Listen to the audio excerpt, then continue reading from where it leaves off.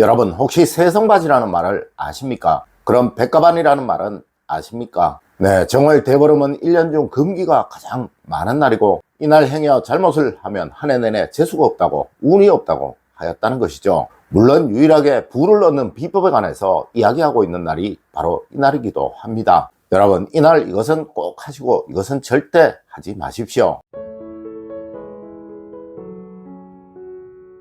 여러분 안녕하세요, 이정민입니다. 여러분 1년 중 음기가 가장 강한 날이 바로 정월 대보름입니다. 그리고 우리 몸의 기운 역시 가장 약해지는 때가 바로 정월 대보름이에요. 물론 원래 역시 을사년 음기가 아주 강한 해입니다. 네, 이런 때는 무조건 양기를 북돋우는 것을 해야 하며 또 양기를 살려주는 것을 먹어야 하는 거예요. 하여 제가 올 대보름에 꼭 드셔야 할 것에 관해서 어제 알려드렸었죠. 여러분 오늘은 이날 꼭 하셔야 할 것과 절대 하면 안 되는 것에 관한 이야기입니다. 오늘의 이야기 잘 들어보시고 하실 수 있는 것은 꼭 하시도록 하십시오. 그리하면 분명 올 한 해가 아주 복될 것입니다. 첫 번째로 이날은 9번을 하면 복되다고 하였습니다. 여러분 대보름날은 무엇이든 9번을 하라고 하였습니다. 네, 밥을 먹어도 9번을 먹으라고 했고 또 글을 써도 9번을 쓰라고 했으며 글을 읽어도 9번을 읽으라고 했고 또 새끼를 꼬아도 9번을 꼬라고 했다는 것이죠. 물론 이날 새끼를 9번 꼬면 부자가 된다고도 하였습니다. 네, 글을 읽어도 9번을 쓰고 9번을 읽으면 현명해진다고 하였으며 또 한 해 내내 실수가 없는 삶을 살게 된다고도 하였고 밥도 9번을 먹으면 한 해 내내 재물복이 따르고 병이 없다고도 하였습니다.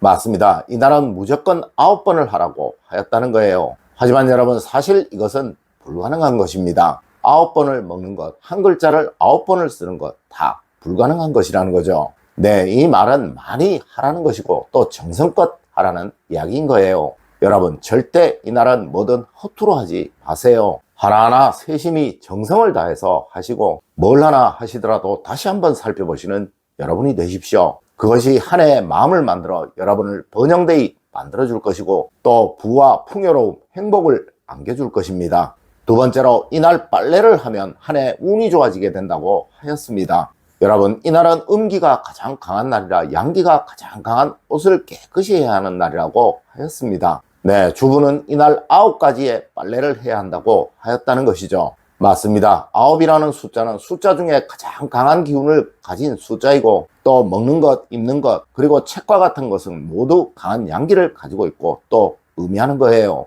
네, 이날은 무조건 양기가 강해지도록 하는 것을 해야 한다는 것이죠. 그리고 이날은 옷을 입어도 절대 집에서 입는 옷을 입고 외출하지 마시고 꼭 외출복을 입고 외출을 하시도록 하세요. 네, 정말 웬만하면 깨끗이 정돈된 외출복을 입고 하루 종일 생활하시도록 하십시오. 그래야 한 해 내내 불행이 없고 뭐든 막힘이 없는 삶을 살게 된다고 하였습니다. 세 번째로 이날은 절대 쌀을 밖으로 내지 않는 것이라고 하였습니다. 여러분 우리 민족에게 쌀은 식복을 나타내는 대표적인 것이고 또 재물운을 나타내는 상징적인 것입니다. 하여 언제이든 큰 날, 즉 추석이나 대보름, 설날 같은 날에는 절대 쌀이 밖으로 나가서는 안 된다고 하였고 그리고 이것이 현대로 말하면 바로 돈을 의미하는 거예요. 네, 큰 날 돈이 나가면 한 해 재수가 없다, 돈이 메마른다, 또 돈복이 없다라는 식으로 말을 한다는 것이죠. 여러분 절대 이날 과한 지출하지 마시고 또 낭비하지 마세요. 네, 정말 웬만하면 불필요한 지출하지 마시라는 거예요. 그래야 한 해 내내 돈 걱정이 없고 돈 고민이 생기지 않게 됩니다. 네 번째로 이날은 사람을 많이 만나세요. 그것이 한 해의 복과 운입니다. 여러분 앞서 말씀드린 세성바지라는 것이 세 가지의 다른 성을 가진 사람들의 집에 가서 밥을 먹는다라는 이야기예요. 네, 이것은 실제로 정말 어려운 것이고 현대에는 할 수도 없는 것입니다. 맞습니다. 이것은 그만큼 이날 많은 사람을 만나라는 이야기인 거예요. 여러분 사람에게 양기가 강해지도록 만드는데 사람을 많이 만나는 것만큼 좋은 것은 없는 거예요. 네, 활동적일수록 외향적일수록 양기는 강해지게 된다는 것이죠. 그리고 또 사람을 만나게 되면 말을 많이 하게 되죠. 여러분 이날은 말을 많이 하세요. 그것이 음양의 균형을 맞춰 한 해 내내 뭐든 쉽게 되도록 만들어 줄 거예요. 네, 만나는 사람이 많으면 많을수록 복이 커진다, 운이 커진다 라고 말하는 날이 바로 이 날이라는 것이죠. 다섯 번째로 여러분 이날 저녁은 무조건 거실에 불은 밝게 하세요. 여러분 혹시 과거 지불놀이를 기억하시나요? 네, 대보름 저녁이 되면 볏짚을 모아 태우기도 하였고 또 개천뚝과 개울 근처에서 불놀이를 하기도 하였었죠. 물론 현대는 이렇게 하면 큰일 날 것입니다. 네, 사실 이것은 어두움과 밝음, 즉 음양의 균형을 맞추기 위한 놀이였던 거예요. 맞습니다. 이날은 극도로 음기가 강하기에 아예 불을 질러서 양기를 강하게 만들었었다는 것이죠. 그리고 또 집집마다 밤이면 불을 밝히기도 하였습니다. 네, 이날 저녁은 절대 거실에 불이 꺼지면 안 되는 날인 거예요. 풍수에서 말하기를 거실은 집안에서 양기가 가장 강한 장소이고 또 이것이 밝아야 번영의 기운이 찾아오게 되고 행복운이 찾아오게 된다고 하였다는 것이죠. 여러분 12일 날은 주무시기 전까지 거실의 불 절대 끄지 마세요. 이날 저녁 거실을 최대한 밝게 해두어야 한 해 내내 불행이 없고 또 행복만 가득하게 된다는 사실 절대 잊지 마십시오. 여섯 번째로 여러분 이날은 아침에 조금 일찍 일어나세요. 여러분 달은 음을 말하고 해는 양을 말하는 것입니다. 네, 대보름날은 음기가 가장 강한 날이기에 하루 종일 밝아야 하고 또 환해야 한다고 하였다는 것이죠. 하여 저녁에도 불을 피워서 밝게 하였던 거예요. 물론 해의 기운이 강한 밝아오는 아침을 맞는 것은 하루의 양기를 살리는 행동입니다. 여러분 양기가 강해져야 번영을 얻게 되고 또 행복해지게 됩니다. 네, 대보름날 늦잠을 자게 되면 한 해 내내 재수가 없다라는 것은 어느 고장이든 금기인 거예요. 맞습니다. 한 해 평소보다 조금 일찍 일어나야 하는 날이 세 날이 있는데 설날이 하나이고 추석이 하나이며 또 정월 대보름이 그 하나인 것입니다.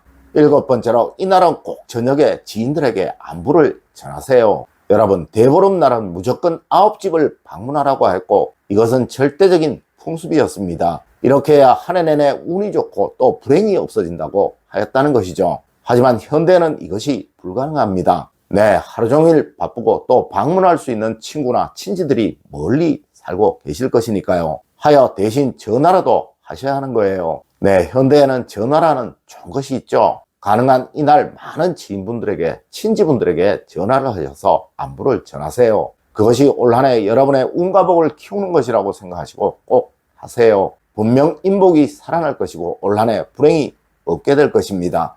여덟 번째로 이날은 많이 걸으세요. 한 해 내내 병이 없다고 하였습니다. 여러분 혹시 노다리 밟기라는 것을 아시나요? 네, 이것은 대보름날 다리를 밟고 지나가면 다리가 튼튼해지고 또 한 해 내내 병이 생기지 않는다라고 하여 행해지던 풍습인데요. 실제로 서울 광통교나 수표교 등은 이날 사람이 지나다닐 수 없을 만큼 붐볐다고 합니다. 맞습니다. 이것은 이날 많이 움직이라는 것이고 또 많이 걸으라는 이야기예요. 네, 음기가 강한 날에 양기를 채우기 위해 많이 걷고 많이 움직이도록 하기 위한 풍습이었다는 것이죠. 여러분 올해는 대보름날 저녁에 잠시 산책이라도 하세요. 에이라고 생각하지 마시고 이날 저녁을 드시고 잠시라도 걸으세요. 분명 올 한 해 행복하게 건강하게 보내시게 될 것입니다. 여러분 오늘은 정월 대보름날 꼭 하셔야 할 것에 관해서 이야기를 해드렸습니다. 오늘 제가 알려드린 이야기 여러분들 꼭 명심하셔서 올 한 해 여러분의 가정에 만복이 가득하시길 기원드리며 오늘의 이야기를 마치도록 하겠습니다. 늘 올바른 학문과 올바른 지식을 여러분들께 전하도록 노력하겠습니다. 여러분 긴 시간 감사드립니다. 감사합니다.